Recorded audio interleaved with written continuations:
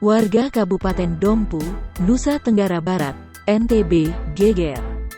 Bukan tanpa alasan, seorang kakek berusia 79 tahun menikahi wanita muda. Video pernikahan yang diambil Selasa tanggal 24 Agustus tahun 2021 itu kemudian viral itu media sosial. Warga Kabupaten Dompu, Nusa Tenggara Barat, NTB, beberapa hari terakhir dihebohkan pernikahan seorang kakek bernama M. Yakub, 79, dengan perempuan berinisial M, 30. Namun, belakangan diketahui perempuan berinisial M dinyatakan sebagai orang dengan gangguan jiwa, ODGJ.